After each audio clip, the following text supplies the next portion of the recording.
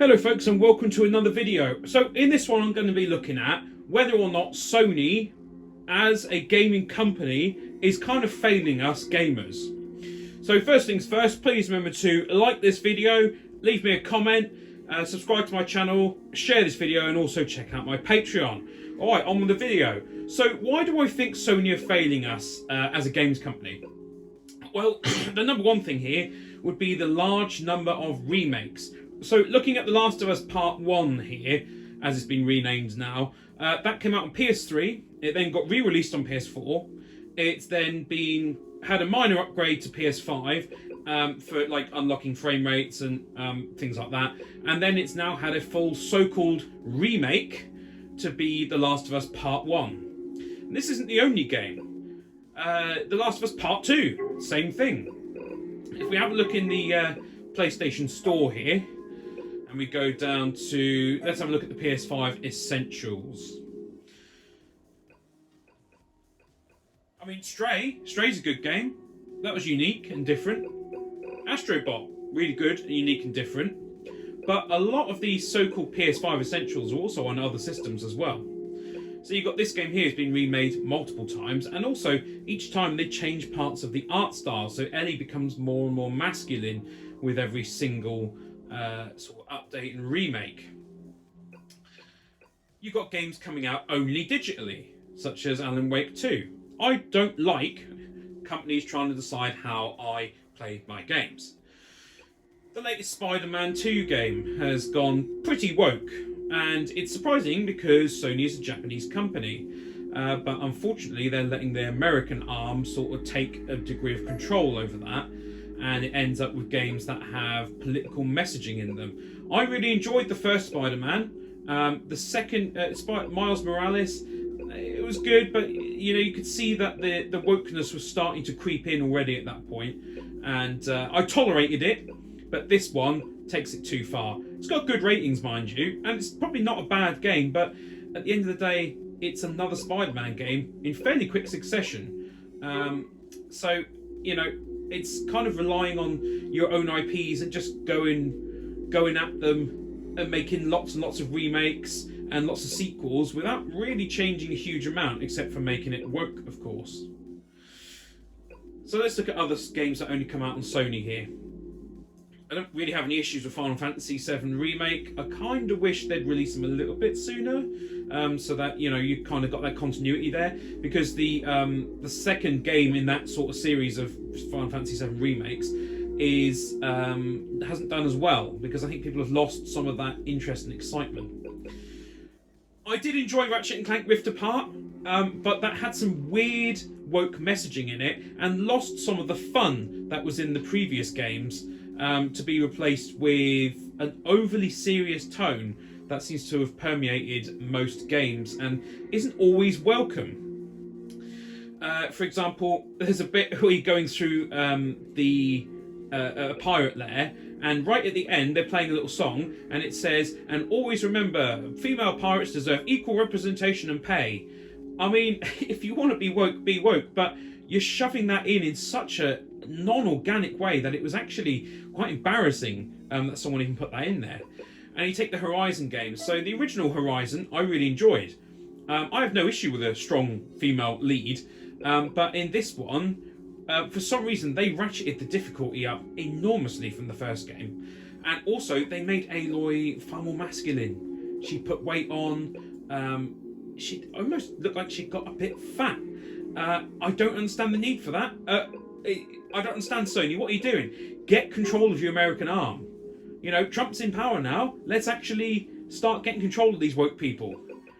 And of course, you've got here more remakes / enhancements and whatnot. And I know the argument could be made, well, it's making it available for the next generation to play, but you're charging full price for a game where the vast majority of development has already happened. You know, the storyline, the animations, the characters, all the environments, the sound, all of that has already happened, and you're just upscaling it and then wanting to charge us basically full price again. I don't like that. I don't like that at all.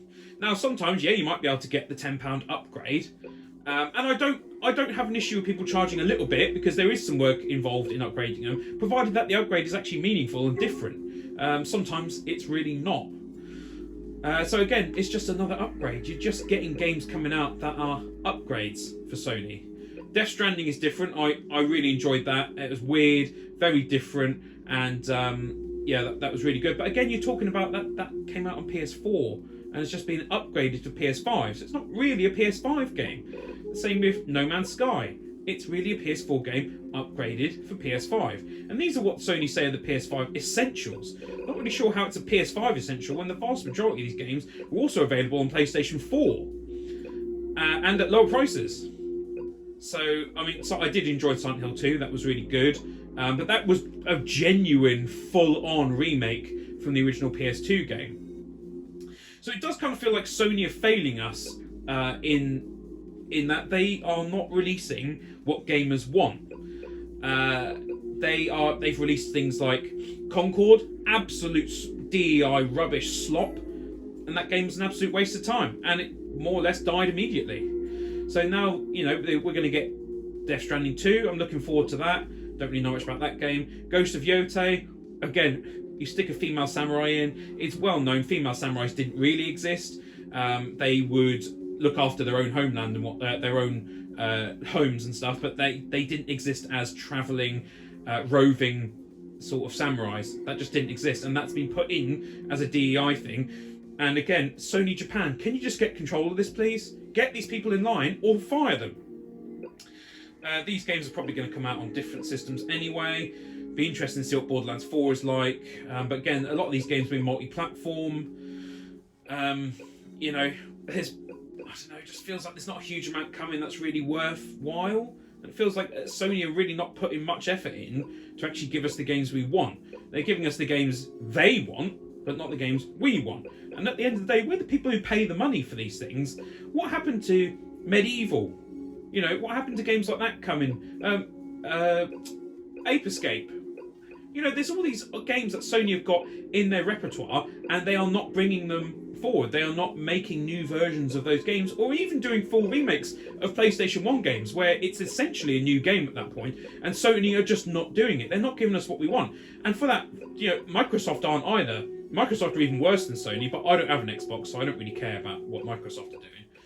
But it does kind of feel to me like Sony are really letting us down. Quite badly. To the point where I kind of feel like, why have I even got a PS5? Because most of these games all come to PC. I mean, this one here is on PS4 as well. Alright, you look better on PlayStation 5 and you get a better frame rate, but most of these games are available on the PS4 or on the PC. Now on the PC you're going to get much better frame rates and better graphics and whatnot, as well as the ability to chuck mods into these games. Even if the developers cry about it, you can do it. And I'm just looking at most of these games. Alright, Helldivers 2 is really good, I can't take that away from Sony. But most of these games are either available on other platforms and are better, like PC, or cheaper as well. And I just don't see what Sony are offering at this stage. It's really disappointing, because I was always a bit of a PlayStation fanboy. But essentially, I mean, Gran Turismo 7 came out absolutely fully laden with microtransactions and constant online connectivity required. And then, of course, for the first week, I couldn't even play it because their servers went down. I don't understand how this keeps happening. You must be able to talk to other games companies and say, how big of a server do we need in order to accommodate, say, 1 million players? You know, maybe 500,000 playing in one go, for example. And then just make it work. But instead, no, you release a game that I've paid full price for and I can't play. All I could do was race around a track in arcade mode because I couldn't play the main game because they'd walled it off behind some online connection.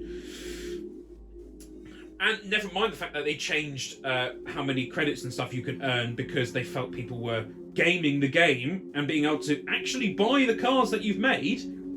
Really disappointing in Sony there. Now, I know Sony are not alone in this, but I'm focusing on Sony for this video, so there we go. Returnal, I did quite enjoy that, but I know you're going to say, oh, get good, but I feel the difficulty level at times is just too high in that, and the amount of traversal you've got to do to get back to where you were, I wasn't massively into it. But that's not to say it's not a good game, mind you. Demon's Souls, nothing bad to say about that, although it is too hard for me, I'm going to admit that. I just can't do it. The original Ghost of Tsushima, brilliant. Nothing bad to say about that. Persona 5, yeah, nothing bad there. Nioh, nothing bad there. But I just feel like Sony themselves are not giving us very much at all. It's a disappointing situation, and I feel like Sony are failing us. And now, not only are they not releasing that many first-party games that are of any worth, but they're also all coming to PC anyway. So if you just wait, you can get these games on PC. Never mind the fact that they've released the PS5 Pro with a little bit of a bad thing in there, I would say, in that it has no disc drive. This is Sony's attempt to test us and see whether we're willing to just have digital. Now, some of these games, digital prices, not bad. But I'd say 30 quid for that. That's quite a lot of money for a game that came out in 2019. A game that you could pick up in stores like CEX for virtually nothing. If you go digital only, okay, it's included, so you could think of it as free, but it's not really free because you are paying sort of yearly for your PlayStation Plus subscription. But Sony don't want you to have a disc drive because it gives you choice, it gives you freedom. And Sony don't want you to have choice and freedom. They want you to bow down to whatever prices they want you to pay. £50. This game came out in 2017 and they want £50 for it. Now, yes, it is included, but if you wanted to actually buy the license for it, it's £50. £50. That's crazy. So if we have a look at the PS5 Pro enhanced games, does it even say what the enhancements are? Is it like, how is it even any better on the Pro? Which, like I said, doesn't come with a disc drive and costs a lot more, and I just don't really see the benefits. Also, I think Sony are lying about their super resolution technology. I do believe that could be done on the PS5. They just don't want it to. They're going the NVIDIA route of trying to tell you that this new technology can only be done on the latest graphics cards. So, for example, NVIDIA would say frame generation can only be done on the RTX 40 series graphics cards, even though FSR 3 has frame generation and can be done on any graphics card, including ones as old as the 1080 Ti. So that says to me that NVIDIA are just talking absolute rubbish. Not saying they don't make good products, but they've gotten a little bit big for their boots, to be honest, in terms of what they think their products are worth. And I feel like Sony are going the same way. They want to charge, if you want the stand, that's right, Sony charge you for the stand for your PlayStation 5, which they know the vast majority of people will have actually stood up anyway. That's not going to fall over, so I won't bother with the stand. But if you want the stand and the disc drive, you're talking about £800 for this thing. Alright, maybe you can sell your old PS5, get, say, £200 for it. It takes it down to £600, but you're still talking £600 for something that isn't that much better. I think the vast majority of people, if you put this on, I've got a 4K TV here, alright, it's not HDR, it doesn't do 120 FPS, but I'm going to put it out there, most of these games won't be doing 120 FPS anyway. Which takes me back to, why would I even bother? Why not just get a decent PC and play your games on there 120 FPS on a big TV? Why would you even bother with a PlayStation at this point? Well, there we go. That's my thoughts on the current state of PlayStation. Just really disappointing. I really feel let down by Sony. The lack of effort is astounding, to be honest. And it makes me wonder if I would even bother buying the PS6 when it comes out. Let's face it, I probably will. But will I be buying many games for it? I don't know. At this stage, I really don't know. They're all coming out on the PC anyway. Yeah, so there we go. That's been my thoughts on how Sony is failing us as a games company. So obviously you might disagree with me. If you do, please remember to go on my video, maybe give me a like or dislike, whatever you want. Leave me a comment, tell me if I'm wrong. Subscribe to my channel, share this video on your socials, and check out my Patreon. I want to thank you very much for watching, and have a great day of gaming.